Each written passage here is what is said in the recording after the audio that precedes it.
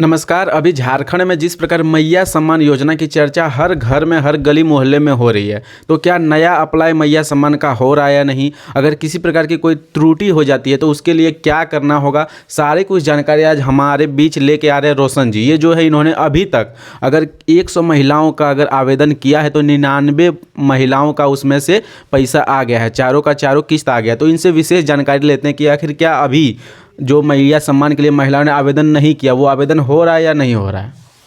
हाँ, आवेदन तो अभी हो रहा है, नया आवेदन हो रहा है बिल्कुल। और नए नए राशन कार्ड के लिए भी अप्लाई हो रहा है, ताकि वो लोग इसी मैया योजना के लिए ही नए राशन कार्ड का अप्लाई हो रहा है।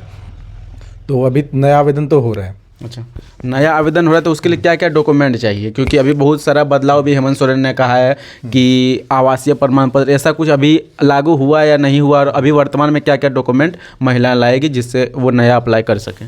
हाँ, हालांकि उनका ट्वीट आया था इसके रिगार्डिंग कि न्यू डॉक्यूमेंट्स में आवासीय वगैरह वो चेक करेंगे, बट अभी तक ऐसा कोई अपडेट नहीं आया। अभी भी हम लोग जो आवेदन कर रहे हैं वो पुराने डॉक्यूमेंट्स के आधार पे ही कर रहे हैं।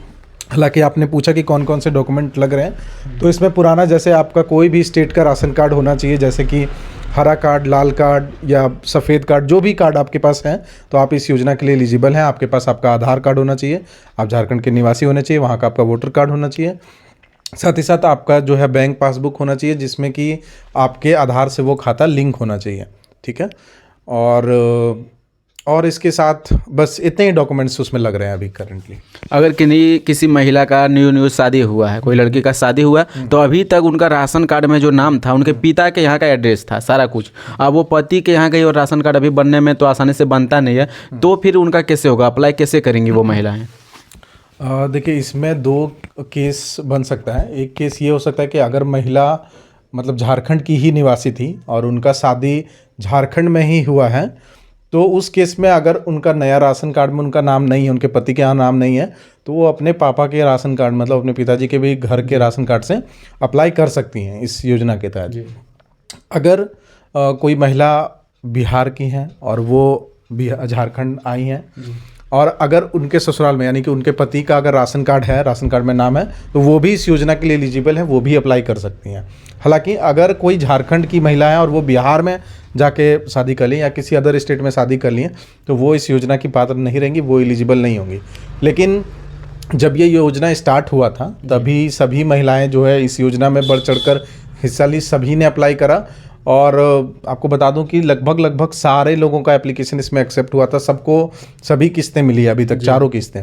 अब जो नया अपडेट आया है, झारखंड सरकार ने जो बताया है कि उनका एप्लीकेशन रिजेक्ट किया जाएगा, जिनके की शादी बिहार या अदर स्टेट में हो गई है, उनका एप्लीकेशन जो रिजेक्ट कर दिया जाएगा। तो हेमंत सोरेन को चुनाव जीतने तक कोई भी परेशानी किसी भी महिलाओं के डॉक्यूमेंट को लेकर नहीं हुई, क्योंकि उनका था कि हर महिलाओं के खाते में 2 से 3 किस्त चुनाव से पहले आ जाए ताकि वो फिर से चुनाव जीते। लेकिन जैसे ही उन्होंने चुनाव जीता तो काफ़ी सारे बदलाव किए। तो आपके पास कुछ प्रॉब्लम भी आती होगी महिलाएं लेकर कि जिनके कारण से उनका पैसा रुक जाता है, तो आखिर वो क्या क्या प्रॉब्लम आती है।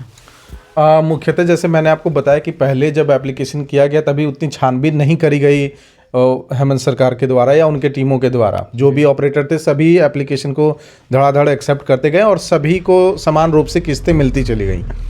अभी कुछ लोगों को ऐसी मुसीबतें आई, जैसे कि उनका जो आधार था वो उनके बैंक खाते से लिंक नहीं था, जिसकी वजह से उनको सम्मान राशि नहीं मिली। और कुछ लोगों को ऐसी समस्याएं देखने को मिली कि वो अपने अकाउंट नंबर में कुछ गलतियां कर रहे थे, यानी कि कुछ आई थिंक अंक में कुछ गलत डाल रखे थे, या फिर एक अंक कम डाला हो या एक अंक गलत डाल रखा हो, या फिर उनके IFSC कोड में कुछ गलतियां थी। क्योंकि बहुत सारे बैंक में अभी बदलाव हुआ, जैसे कि अभी इलाहाबाद बैंक इंडियन बैंक बना तो उनका IFSC कोड चेंज हुआ। बहुत सारे प्रज्ञा केंद्र वाले को नहीं पता था कि IFSC कोड भी चेंज हुआ, जो पासबुक में प्रिंट था वही पुराना वाला डाल दिए थे। तो वैसे भी बहुत सारे खातों का सम्मान राशि नहीं मिल पाया।